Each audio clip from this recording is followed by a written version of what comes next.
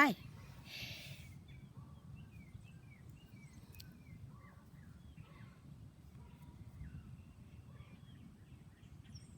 I don't have any idea what to say. But I'm kind of here at home.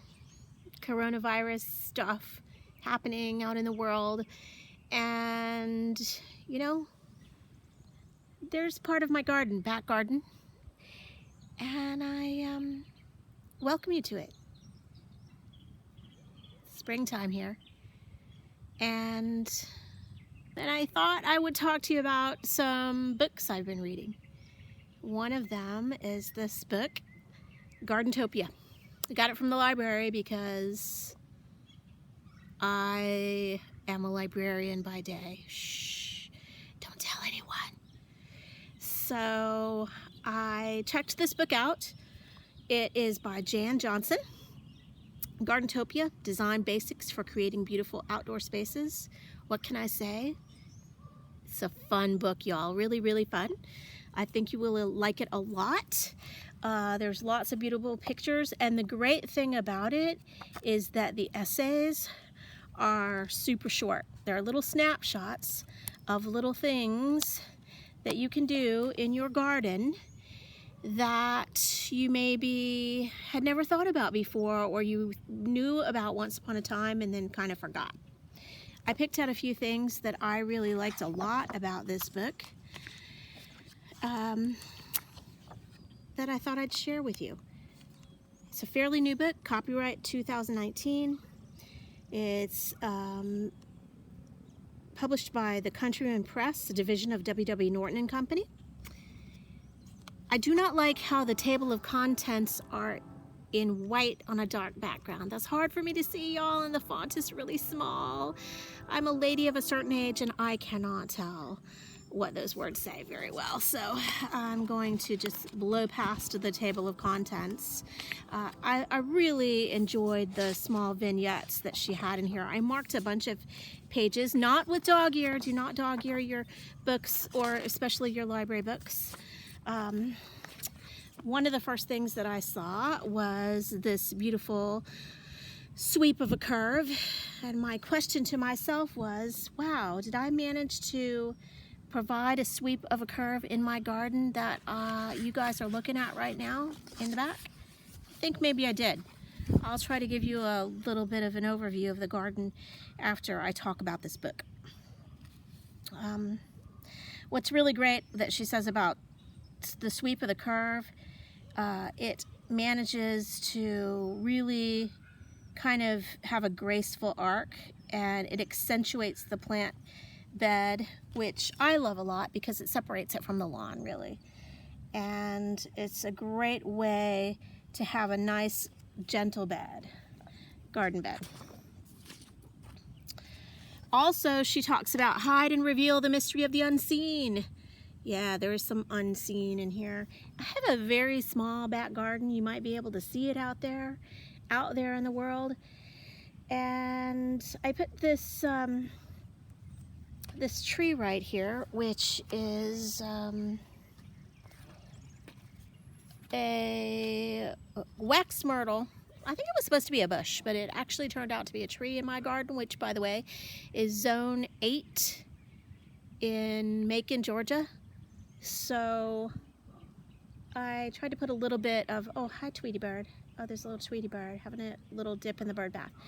I tried to have a little bit of mystery with a curve there because it doesn't go much further than that, y'all, but I'm hoping it sort of looks like it does. I'm not entirely sure if it does or not, but I'm hoping that it kind of looks like it does. A lot of the things that I loved a lot about her book were right at the beginning in that first chapter. These first two ideas are the chapter from chapter 1, garden design and artful accents. And I swear, every time I turned the page, I thought, oh, wow, that's a cool idea. Oh, wow, that's a really cool idea. And why didn't I ever think of that?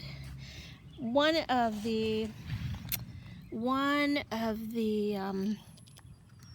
little chapters, chapter 12, is respect the genius of the place. And I've always loved this quote.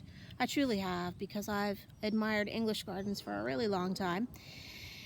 And she talks about the English poet Alexander Pope, who urged owners of country estates to cast aside whims of fancy in their landscaping projects. He advised them to enhance the inherent qualities of the land and wrote this in his epistle to Lord Burlington: to build, to plant whatever you intend, to rear the column or the arch to bend, to swell the terrace or to sink the grot, in all let nature never be forgot. Consult the genius of the place in all. Isn't that fabulous, y'all? I think that this is a great book if you have just 1 minute to read. I think these reads are all maybe a minute and a minute and a half, and then you can kind of let these little essays sort of sit with you and think about it and how they apply to different places in your landscape, and it's really, really, really cool. Another idea from this very first chapter that I loved a lot includes repetition in the landscape, repeating things over and over again. I tried to do that with some soap aloes in pots that I have along the one part of my garden, and I hope to show you that eventually. Maybe I'll try to insert a picture for you. If I'm not able to, sorry about that. But yes, y'all, that's because this is my very first video. So I have no earthly idea how it's gonna go. We're just gonna try. We're gonna try. Anyway, another great idea that I loved a lot, which I implemented right away, was planter in a bed.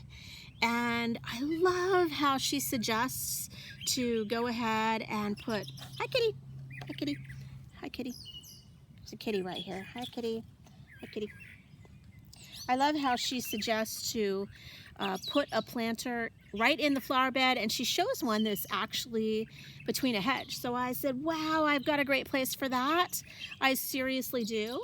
And it is something that I did right away. I had an urn that I decided to move one of the nandinas out of my nandina hedge and place an urn there, and to put some aspidistra in it because it's in sort of a really dark, dry corner, and there's not much that can really exist in that area without a little bit of help. I'll try to put a picture on the screen to show you what it looks like.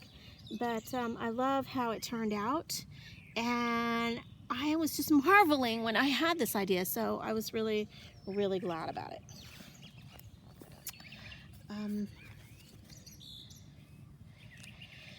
There were lots of really good ideas in this book, so if you have a chance to check it out from the library or buy it, I think you will really enjoy it a lot. In addition to the first chapter, we have other chapters including walls, patios, walks, and steps. That's chapter 2. Chapter 3 is theme gardens. I think you'll like that one a lot. Chapter 4 is color in the garden. And chapter 5, plants and planting. There are a lot of really fun ideas in this book. And if you have a chance to look for it in your local library, I encourage you to do so. I think you'll enjoy it. Let me know down in the comments if you've read this book, what you think of it, what you learned out of it. I'll talk to you soon. And I'll leave you with my super cute kitty cat.